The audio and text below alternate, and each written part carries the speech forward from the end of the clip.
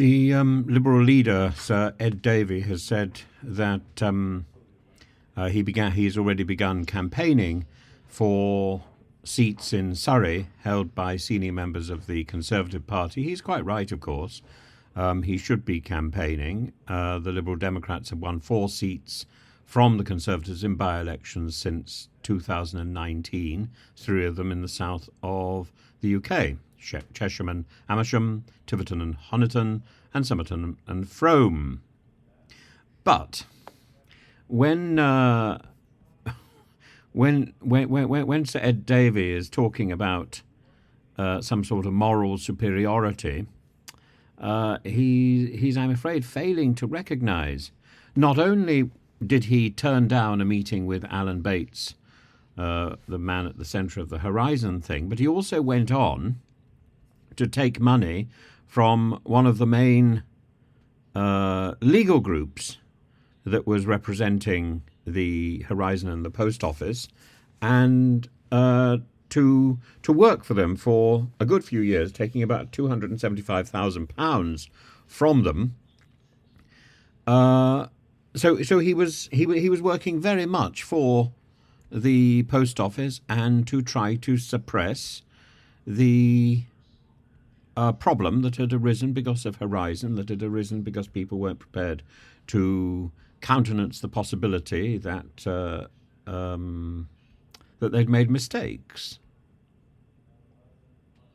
So I don't see that Ed Davey can swan around the place looking like some sort of Superman hero coming to the rescue of democracy when clearly he stood in the way. And it's not just him.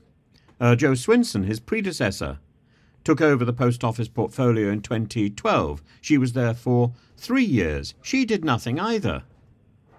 The Lib Dems are up to their eyeballs in filth because of this Horizon problem, and the more this goes on, the more this is exposed. I think it's not just the Conservative Party that's going to have egg all over its face. Actually, egg would be something of a pleasure, wouldn't it? I think it's something far more sewerage-based and pre-digested egg. Let's be polite about it.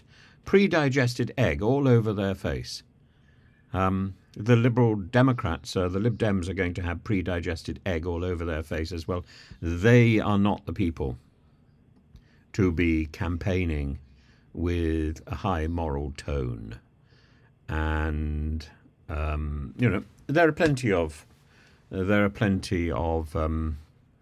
Conservative ministers who are in danger of toppling at the next election, and I'm sure Sir Ed Davey will do his best to help to topple them, but I don't think he can claim any form of high moral tone, despite the fact that the BBC seems quite keen to promote Sir Ed Davey as a sort of white knight on a white charger, facing the beastly Tories.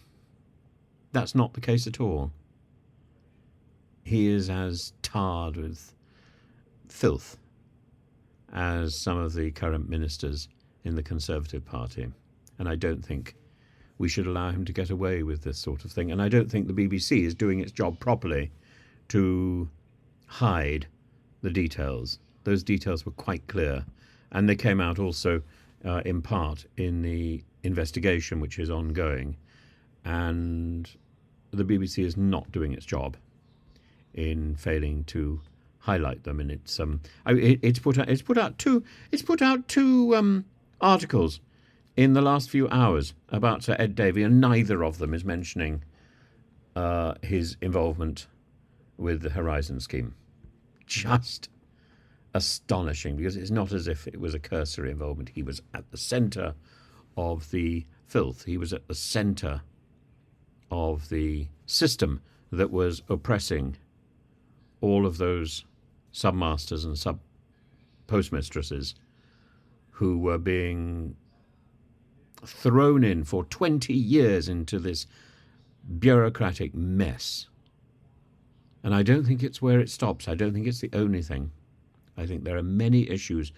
And as I say, I find it contemptible when one writes to one's local MP or one writes directly and one asks for a meeting with a minister or even a junior minister in a department where there are issues that need to be addressed, and one gets letter after letter saying, oh, it will serve no purpose. This is the way this present government chooses to deal with dissent and with problems, by ignoring them. That's how we end up with the small boats problem. That's how we end up with a problem in Northern Ireland. I don't think they're doing their job. That's the point.